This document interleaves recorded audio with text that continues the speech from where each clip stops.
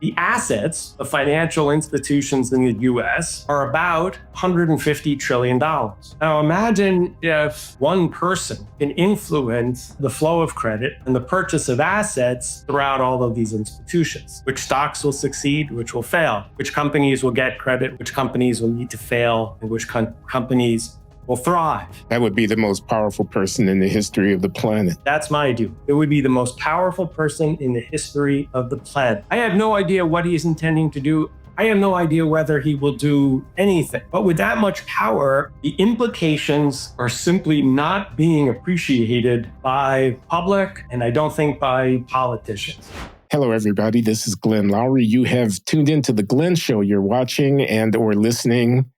Glenn Loury here, professor at Brown University, and I'm with Ross Levine, who is a senior fellow at the Hoover Institution and formerly a professor of finance at the business school at the University of California, Berkeley.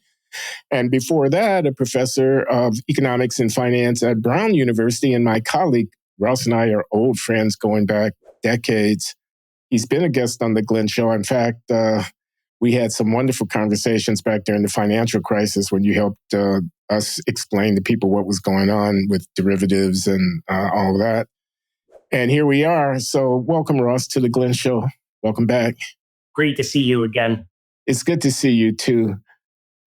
I'm not a finance expert, but I mean, I'm an economist, and I can't help but be alarmed at the radical change in economic policy that we've seen accompanying the Trump administration.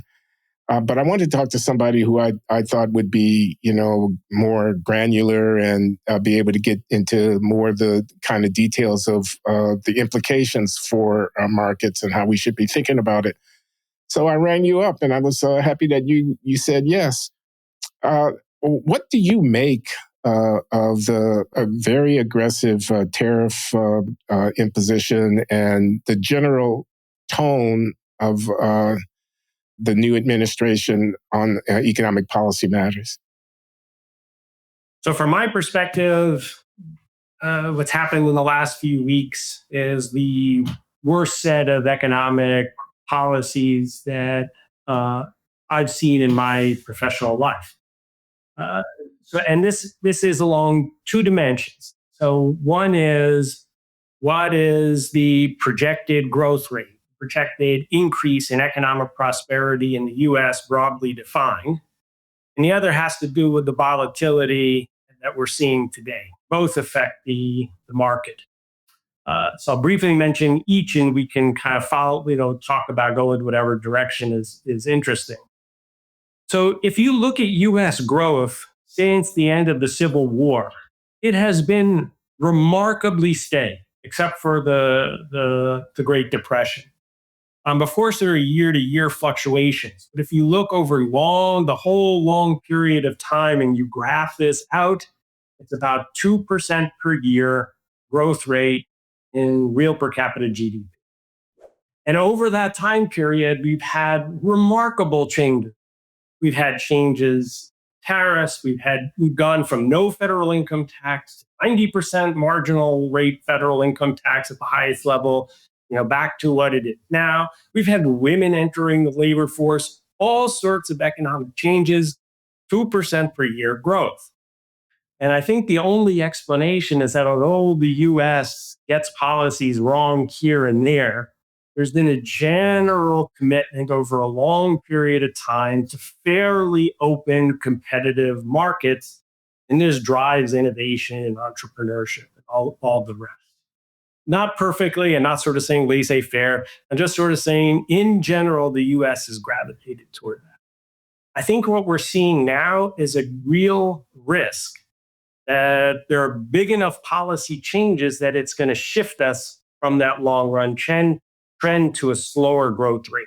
And this essentially is the US deviating from the broad policy recommendations of Adam Smith that you want reasonably open markets, you want reasonably well-protected property rights, and you don't want a big debt. And we have a big debt, we're deviating from the markets. So that's sort of this trend issue, and that's going to obviously feed into stock prices. The other thing, and although this is in my view, an inappropriate statement by the Financial Times. It does capture things quite well, is what they call the moron premium.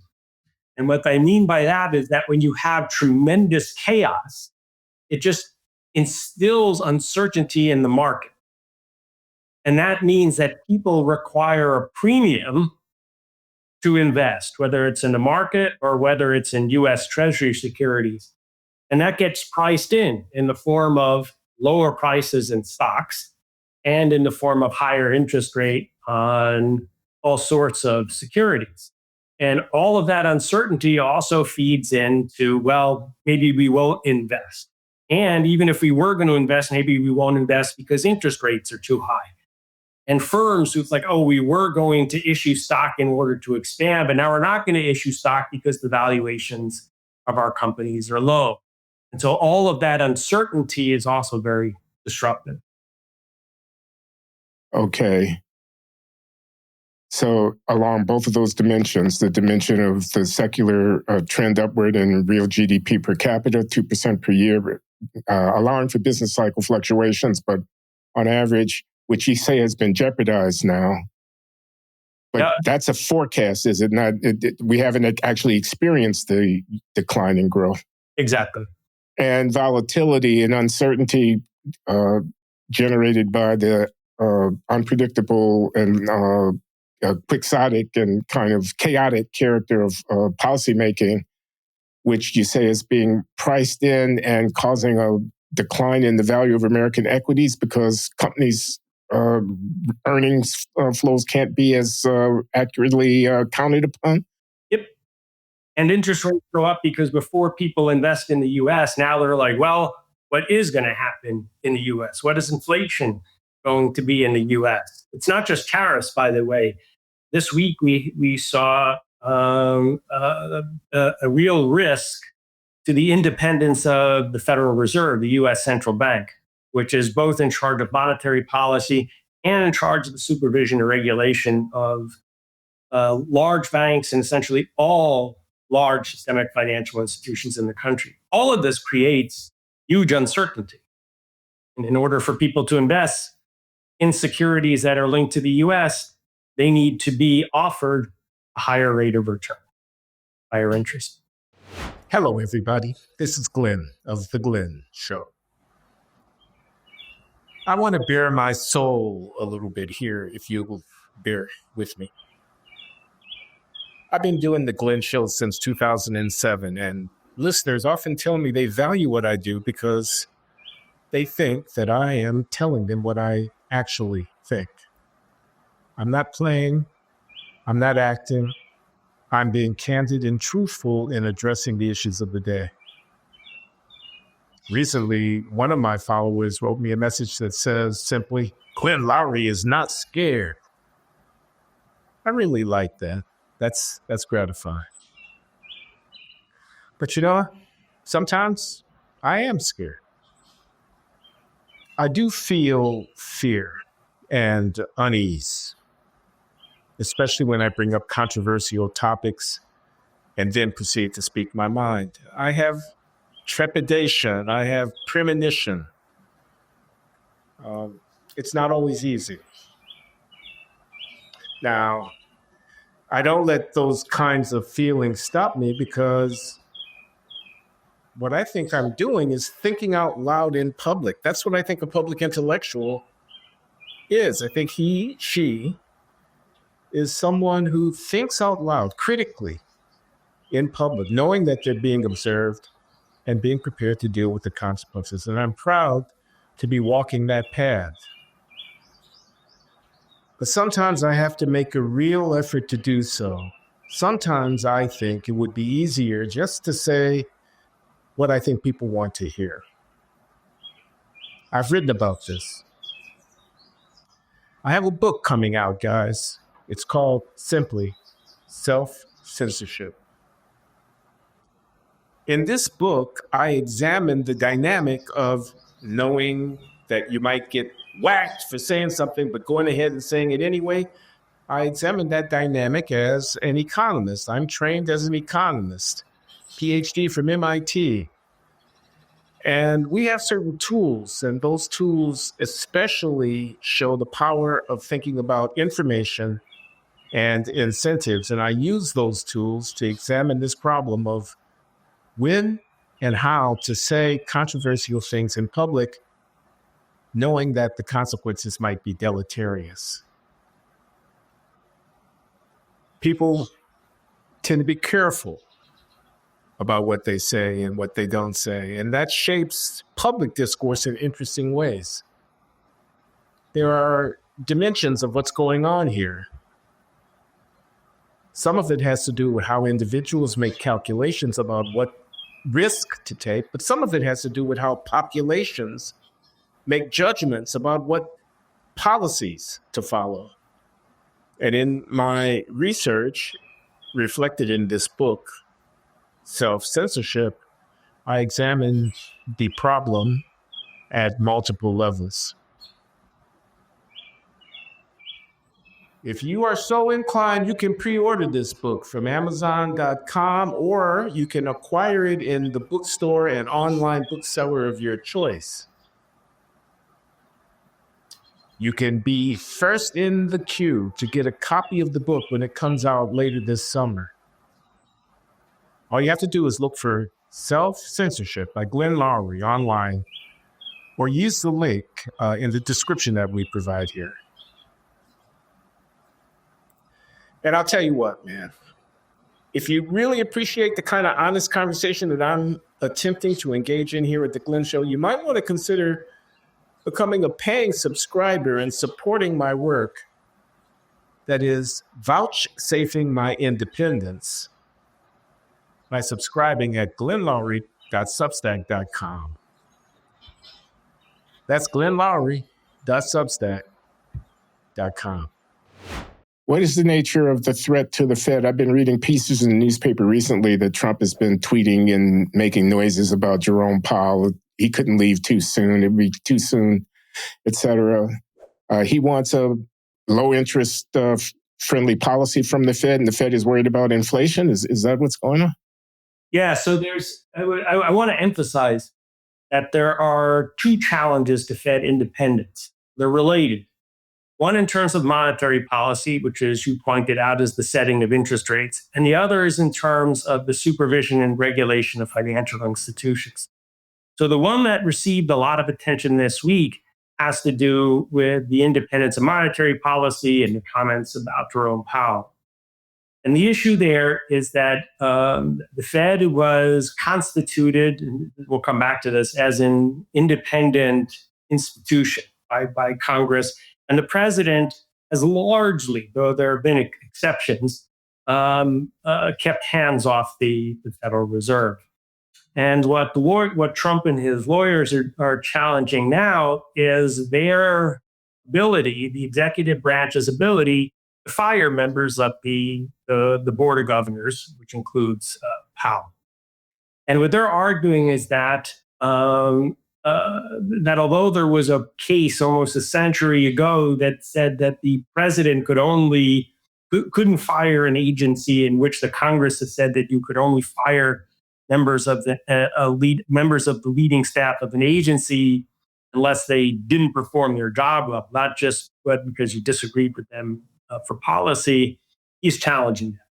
The basis of that challenge is that the Constitution mandates that the president faithfully execute the laws that are passed by Congress. And the president is arguing that in order to be able to fulfill his constitutional mandate, he needs to be able to fire the members of agencies who he deems are not faithfully executing the laws of Congress. And one of those agencies is the Federal Reserve. And so this week, the focus has been on the firing of Powell. But there's an other element that was written. It's on the White House website, and it's part of a general movement by the Trump administration, and that is to say, look, you can't really have independent agencies. The Constitution has three branches of government, and that an agency has to be under the purview of one of those branches of government. And since we're talking about agencies that are executing the laws of Congress, those agencies must come under the executive branch for the same reasons I gave. How can the president fulfill his or her constitutional mandate if they can't oversee the actions of these agencies? This is the administration's argument. It was the administration's argument, and this will get decided by the Supreme Court. But I want to point out that they are very explicit, that there's no ambiguity, that they state that this means that they will have oversight over all financial, supervisory, and regulatory actions and policies. So I want to emphasize this because the assets of financial institutions in the US are about $150 trillion. Now imagine if one person can influence the flow and the flow of credit and the purchase of assets throughout all of these institutions. Which stocks will succeed, which will fail, which companies will get credit, which companies won't, which companies will need to fail, and which companies will thrive. That would be the most powerful person in the history of the planet. That's my view. It would be the most powerful person in the history of the planet. Now, it is an elected official. However, for me, that type of power dwarfs whether you can manipulate the interest rate a little bit here and there, which is... What would he do if he were up to no good with that kind of power? So I can answer the question, but I do want to preface it by saying I don't know what his intentions are. Yeah. Okay. So I'm not predicting or kind of inside the head or have any inside information about what anybody wants to do. 150 trillion. I mean, that's more than cumulative global GDP. Yes. And not all of it is, you do have double counting. So, but if you just look up on the Federal Reserve website, what are the total assets of financial institutions? That's the number you can catch. But there is some double counting. So it doesn't matter. If you made it half that, it wouldn't matter, right? Yeah. And okay, so you don't know what he's intending to do, but... I have no idea what he's intending to do. I have no idea whether he will do anything. But with that much power, let's say you want certain constituencies to have access to low-cost credit. You could easily make that happen. In fact, the financial institutions themselves would be guessing that that's what you want. It may not even have to be explicit. It's like, let's say I'm the president and you're the head of JP Morgan. You know what my interests are. You know I have the power to influence your well-being. I see. I don't even have to use it. I could probably get the supervisors to fire you. And so I wouldn't even have to say anything to you. Yeah. You would simply act in a way that you think would please me. Let's say there are people that are my enemies. And let's say I wanted to exact retribution. This could all be done in reverse. Okay? Maybe they don't get credit. Maybe their businesses fail. Let's say there are certain stock prices that I think I would rather have go up or that I would rather have go down.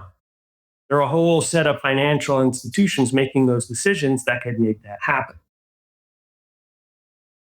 The implications are simply not being appreciated by public, and I don't think by politicians.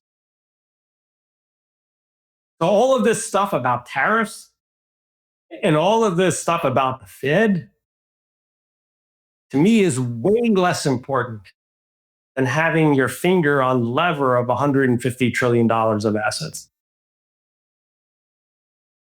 Where is Congress while this threat to the integrity of financial regulation and management of the federal government is unfolding. Yeah, where is Congress? Do we have a Congress? I don't know. So even if they're not interested in the financial regulation part, what about the independence of monetary policy? What are their views on the tariffs? All of these actions are being taken because there's a declaration of an emergency. Congress could say, no, there's no emergency, and take back those powers. Where is Congress? I don't know. Where is Congress?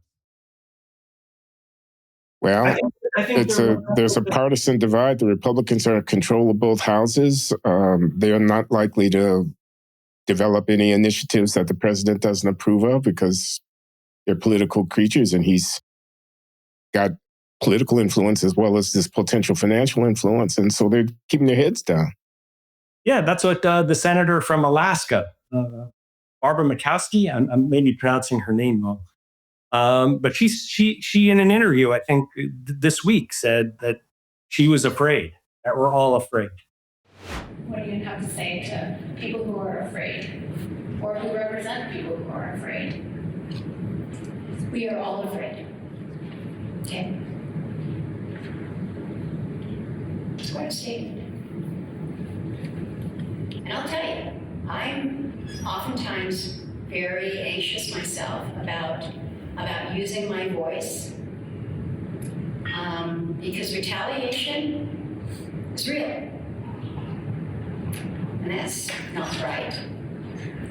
But I've got to figure out how I can do my best to help the many who are so anxious and are so afraid of the retribution that would come to them if they oppose the president's policies.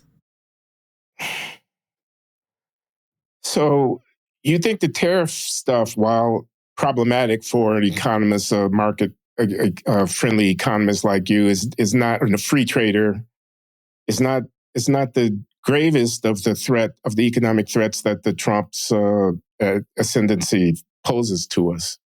I think that. So I've given several speeches to mostly Republican audiences, but also to people in national security realm. And I start out with the graph that I talked about in the beginning, which is that the 2%? The 2% graph. So, for you and for many on your podcast, you could say it's okay if you graph the log of real per capita GDP from basically the end of the Civil War to the present. It looks like a fairly straight line with a slope of 2% with one big weight, the Great Depression. Policies have varied immensely over that period. So it can't, to bump the US off of this trend, it's very unlikely that it's one policy.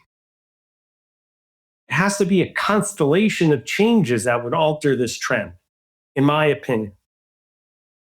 And so tariffs are huge. I don't want to downplay tariffs. Tariffs are huge. But when you combine tariffs with what may be happening with financial regulation, with extraordinary debt levels, you get a situation in which is this time different because so many changes are happening. So that's where I think the big risk is to the trend. And you correctly pointed out to me that you haven't seen, Ross, any change in the trend. And indeed, you can't. I mean, a trend of that long won't manifest really for quite some time. And that's why I pointed out that it's a lot of changes going on now. A lot of threats to a broad consensus of the types of policies that have been associated with this really is American exceptionalism, exceptional economic growth. No other country has such steady growth rate. Now, the debt has been a while in the making. This didn't just come along. Correct. Definitely not. So it's one thing, but we're also, the country is getting older, and the debt grew tremendously under Biden, a period where the economy was growing strong, really an exceptionally irresponsible period. And it really doesn't look like the current administration is going to deal with that debt in any serious way. You have trade, huge. The U.S. is completely integrated with the international market, and you have what's going on in finance. So there are big risks. And are the threats to the American university, are they going to stay focused on assessments of anti-Semitism and DEI? Are the cutoffs to are the cutoffs to those are the cutoffs to universities going to affect science, technological innovation, which are a source of growth? Let's go back to financial markets, which are crucial for what we see in growth in stock markets and what has been the source of economic success for a long period. So many threats to the economy, which all feed into where we started out with what's going on in financial markets. So we've seen a sharp decline in equities. Yep. We've also seen the bond market go down. Yep. I heard Larry Summers say the other day that that there's information in that if the fall in equities was a phenomenon that was kind of a global phenomenon, and people thought the U.S. was a safe haven for protecting themselves, you'd see bond prices rising while equity prices fall. But the fact that bond prices are falling is telling us that people are not looking to the U.S. as a safe haven to protect them from a global risk, because the risk is coming from the United States. Exactly. So I was talking to a bunch of investors in February about the risks out there. They say, "Wow, this is going to be great for the U.S. bond market." And I said, "Well, it depends upon how the markets assess that risk." And so exactly what you just related, Larry Summers, and what's been reported in newspapers, is that people are nervous about the US. And another piece of evidence, by the way, for what you're saying, is that there's been a huge drop in interest rates on German securities. So people are running to places where they perceive safety. Historically, for decades and decades, that's been the US. And now it's not. You got no sympathy for the case that people like Scott Bessent and Howard Lutnick and others are making, that this is, be patient, stay calm. We're playing the long game here. We're trying to renegotiate trade relations, and we're using leverage, and it's going to be okay. Just stay calm. I certainly hope that they're right. As an economist, I haven't seen actions consistent with that optimistic view. For example, now they're saying, all along we really wanted to isolate China. But if you were going to go about trying to deal with many many ways in which the Chinese have taken advantage of the global trading system, the way you would go about doing this, I believe, and you're a much better game theorist than I am, is you would talk to your vast array of allies and say, look, we can all benefit if we go and talk to the Chinese about what's going on. And, we would threaten them. Of course, that's going to be implicit with a very global response. That I could understand as a strategy. Perhaps even it might be done quietly and make it easier for the Chinese to adjust. But that's a different issue. And instead, what we've done is we've alienated everybody, and therefore dramatically weakened our hand in negotiating with the Chinese. So it's hard for me to see the efficacy of whatever they're doing.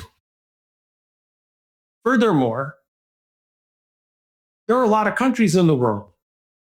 It seems to me that when we're going to address issues with trade barriers, and there are some very complicated and issues that could be discussed, doing so on a bilateral basis with 150 countries doesn't strike me as a way that's likely to foster success. That we could do this in a systemic way. So I don't see in the actions of the Senate or others a coherent strategy that's likely to lead to a better situation.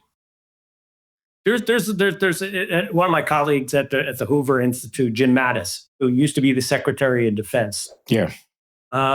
He goes around and talks about national security. And I heard him talk many times. Fantastic. Yeah. And one of the things he argues is that the most important thing for national security are allies, allies, and allies. And there's a point to this. So first of all, the U.S. didn't create this relatively free international trade system out of the goodness of its heart. Okay, it did it in a very self-interested way. After World War II, there are many potential challenges to the U.S., including the Soviet Union, or primarily the Soviet Union. And what the U.S. did very consciously, very explicitly written down was, we are going to create an international trading system that both enriches us, US, and enriches our allies. And in a sense, that will make them allies. We'll have a shared vision of the world. Our economic prosperity will be linked, and this will form a buffer against the Soviet Union. This has been remarkably successful. There is no Soviet Union anymore. The US is extremely rich. Its allies got rich. There are imperfections that all different sorts of dimensions. Sure, some people cheated on trade here, trade on trade, but 2% per year annual growth. Country is extraordinarily more wealthy than it was. And we had this enormous network of friends all around the world. And so the tearing apart of those international alliances, which are being framed in the context only of trade, which is very important for our economic prosperity, is also tearing down a network of international security, which will eventually, as it happens, I believe, it must feed into financial markets. So what's going on now has multifaceted layers that I'm not sure that people are fully realized. This is a grim picture. And I'm sitting here asking myself, how could this have come to pass? I think of a couple of dimensions of being bewildered as to how it could come to pass. One of them is about the devaluation of our expertise, that is, our economic expertise. So my friend Larry Kotlikoff, the economist, is fond of saying these people don't have PhDs, the people who are making policy. And I always tell them, you elitists, you don't have to have a PhD. But it is true that if you have a PhD and you have mastery over the literature and the data and the evidence, you know something. I mean, you know something about how the world works, about how the financial systems work, about what the implications of this or that intervention or change in practice are plausibly going to be. There's expertise to be had. Ideally, the expertise would come to bear on the actual making of policy, and the objection, which is nearly unanimous, of economists to what's going on would carry weight. But it's not carrying weight in this case. the other thing I think is this guy got elected. He got elected handily. He didn't make a secret about what he wanted to do. He told you what he was going to do, and the voters voted for him anyway. And that makes me ask the question, are we missing something here about, I don't know, and you're the development economist and international economist. You can tell me if there's any sense in this, but the sense that globalization had created winners and losers. The losers are having their way indirectly because they're complaining about the hollowing out of Midwestern mill towns and dying industries and jobs, quote unquote, stolen by China and Mexico and Canada and whatnot. And the theory of free trade is that we'll all be better off if you make the transfers, but the transfers didn't get made effectively. That created a disgruntled, angry populace in certain places like Wisconsin and Michigan and Ohio and Pennsylvania and so on. And we end up with a guy who says, that's okay, I'll fix it. I'm going to tear the old system up. I'm not worried about Wall Street. I'm worried about Main Street. And we've got know-nothing economics getting ready to run the ship aground here. But in a way, so this story would go, it's chickens coming home to roost.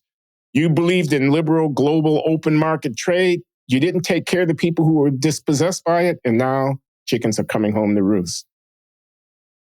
Yep. I think that I would add one part to that, which is outside of my expertise. I'd love to hear your views about, anything, but about that in particular. Mention that, but there's one thing I would point out is that what you express is in some sense the narrative that Trump told and that people believe. But a lot of evidence suggests that automation, technological innovation has played a larger role in international trade in hollowing out many manufacturing jobs in the places you mentioned. And so, for example, you start to see a steady, that's the interesting thing, a steady increase in various measures of inequality in the early 1970s. And it continues, and it continues. And China really doesn't become a major part of the international market until the 1990s. And so, and there's evidence by the recent Nobel Prize winner, Daron Acemoglu, showing that, many others as well, technological innovation has played an enormous role to make this tangible.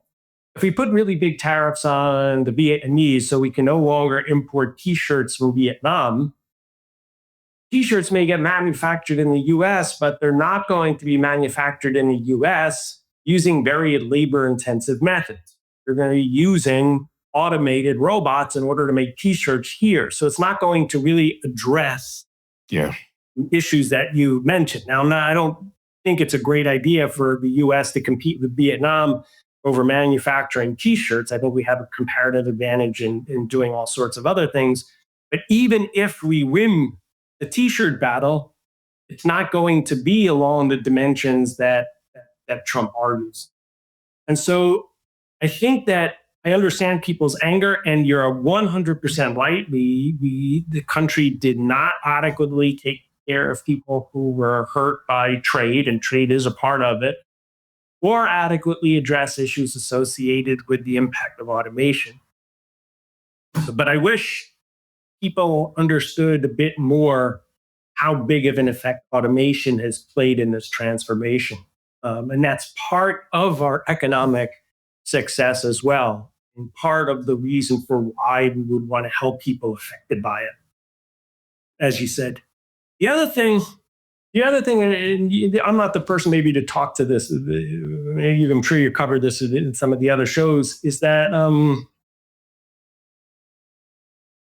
I think the people who have been, many of the people who have been hardest hit by the economic changes due to automation and due to trade were then, I think, looked down upon for a variety of reasons by the educated elite who were prospering because of technological innovation and changes and openness to trade and the globalization. Whether it's because, and so this is sort of sometimes framed under the heading of wokeism, but I think dignity for all people is extremely important. And I think that there was a reduction in the respect of too many Americans toward uh, people who were working and living under different conditions. And I think that created, and again, I trust your view way more than mine, created tremendous anger that, when fitted together with the narrative of trade, um, uh, helped usher in somebody who just wanted to stick it to the elites. Do you know Michael Sandel's Tyranny of Merit, that book? Yeah. Because this sounds a lot like him. He says, you know, they're winners and losers. If the winners are crowing and beating their chest, I deserved it, I earned it, I'm smart, I got a laptop, I live in San Francisco. Implicitly, that says to the losers, the ones who are, you know, working for $10 an hour at the Subway, you deserve your loss. You didn't earn it, and you could have, and, you know, suck it up. Yep, and then imagine that those same people are sending their kids to elite universities, and then their kids go back and look down at them because of the TV shows they watch, the pronouns that they use, and all of that. I think the anger that can create is visceral. So, right. anyway, we've gotten away from financial markets. And sorry about that. I want to ask you, is it going to bounce back? I mean, I'm looking at my 401k and I'm saying I can't afford to retire. I'm 77 years old in September and I can't afford to retire if things keep going this way. Tell me it's going to bounce back. Don't retire. Man, you are, and you are among the 2-3 brightest people I know. And thank you, Ross. I just want to continue learning from you. So please don't retire. Okay. Or if you retire, let me talk to you every once in a while. I'll be an economist, one hand and the other hand. So there was a very good event that happened a couple of weeks ago, which is the bond market went crazy and the Trump administration stepped back. So that's good. Will he continue to step back when the bond market reacts?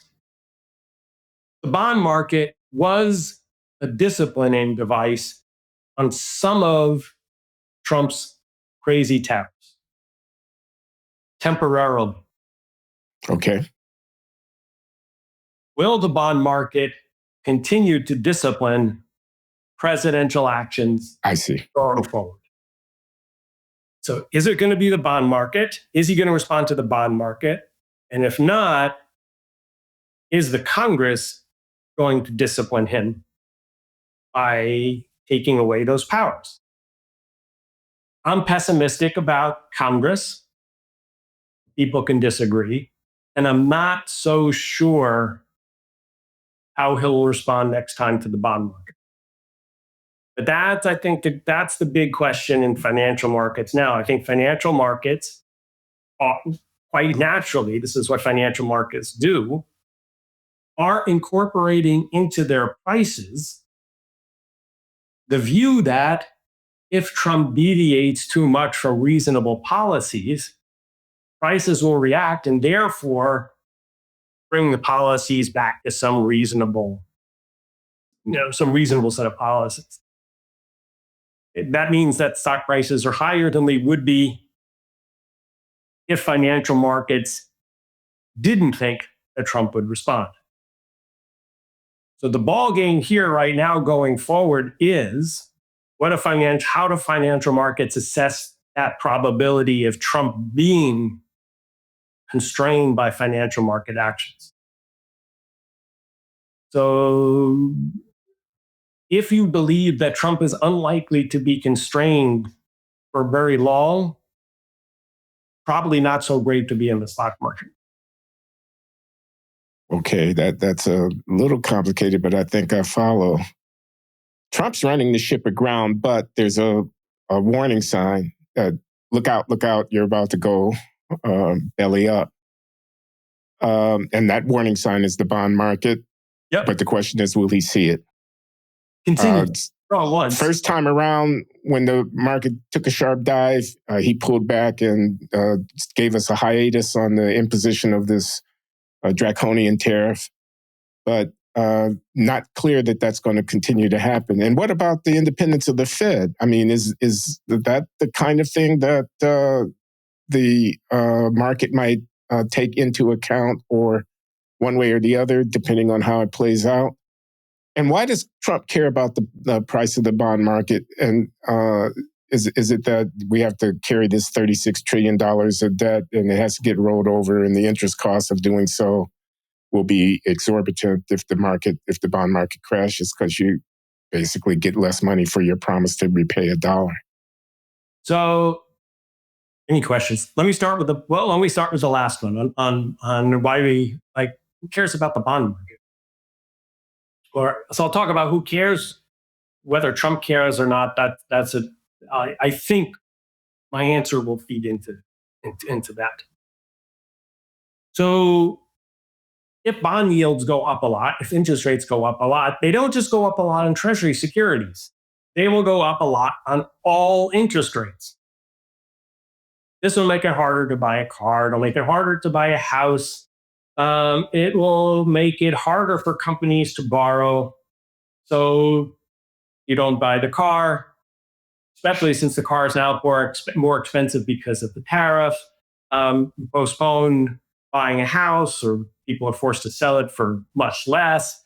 If there's less, you don't build the house, right? Because you don't borrow in order to get the materials to build the house. If you don't build the house, you don't hire workers to build the house. If you're not buying a car, you fire the workers who are making the cars because you don't need so many cars, et cetera, et cetera, et cetera, all down the line. So the bond market increasing interest rates will cause almost certainly a recession, potentially a very big recession. It is, in some sense, just like the Federal Reserve tightening interest rates, which tends to slow the economy. But there's a purposeful slowing of the economy. Here, it's just that this risk premium associated with great uncertainty increases interest rates, causes a recession.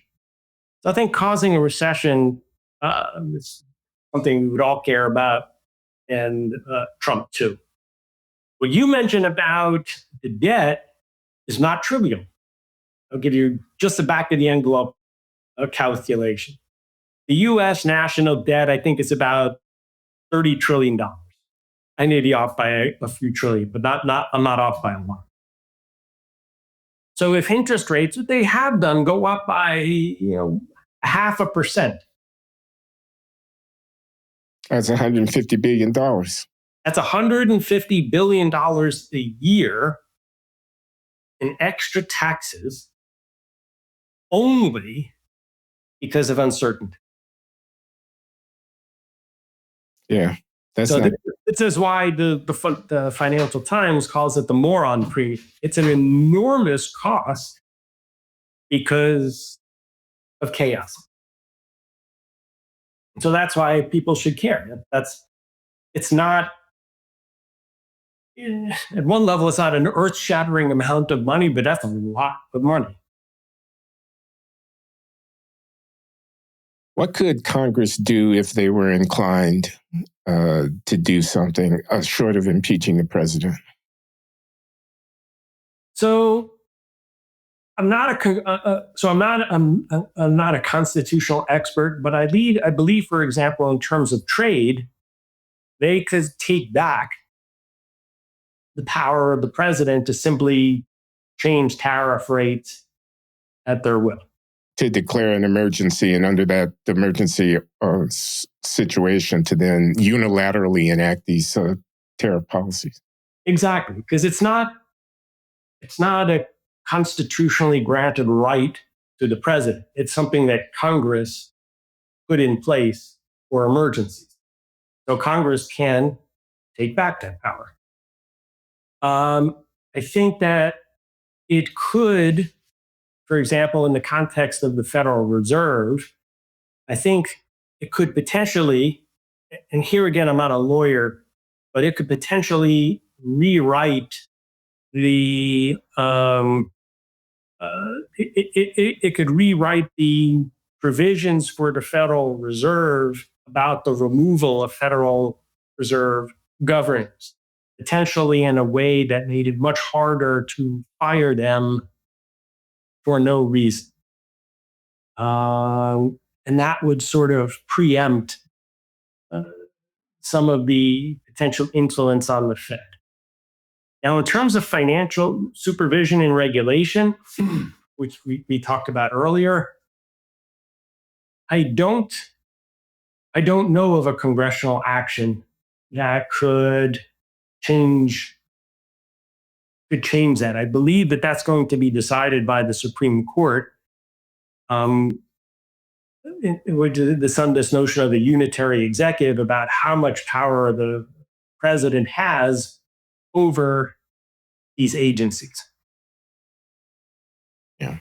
I think, though, that this is thinking more like a theorist, is we ended up with the Federal Reserve that has enormous power. And Congress has granted it this enormous power. It's unclear to me whether over the last 50 years, when that power has systematically been increased, power of the Federal Reserve to regulate financial institutions, it's unclear to me whether Congress would have granted so much authority to the Federal Reserve if Congress believed it was under the control of the president. So if this interpretation of the Constitution was known 50 years ago, my guess is that the entire approach to financial supervision and regulation would be different. That's obviously a conjecture. Turn it around. Turn it around if we were to think about this. Now, let's say that the Congress was controlled by Republicans and you had a Democratic president. Would those senators and Congress people want to have the president have essentially unilateral control over the supervision and regulation of all financial institutions and hence influence over all those institutions? And so my guess is the answer is no. And hence that entire apparatus would look different. Ironically, the answer would be no, because a Republican Congress would fear that a Democratic president would put their thumb on the scale in favor of employment and not fighting inflation. And that's exactly what this guy is trying to do. Yeah, no, I think this exertion of executive authority, I don't know what is the constitutional right answer. And I don't think my concerns about it are not Trump per se. Yeah. It's about giving one human being that much power, which seems antithetical to sort of a system of checks and balances. Well, all right. I mean, I don't sleep any more easily having talked to you, Ross, but I think I'm better informed. By the way, you sent me an article by Loury about investing in U.S. TIPS. These are inflation index bonds. I thought it was a very good article, and I think I'll follow his advice. You think what? I think I'll follow his advice. I think it's a good idea. This is Treasury Inflation Protected Securities TIPS, which he says have been yielding 2.5% real rate of return per annum, and you could expect that to continue. And this is Larry Kotlikoff, whose Substack, kotlikoff.substack.com, will be available to anybody who wants to look at it. It doesn't cost you anything. And he has Ross Levine's endorsement, which is high praise indeed. So Ross, thanks so much for your time. Really appreciate it, man. Glenn, it's just always fantastic. Thank you. Thank you. Okay, take care.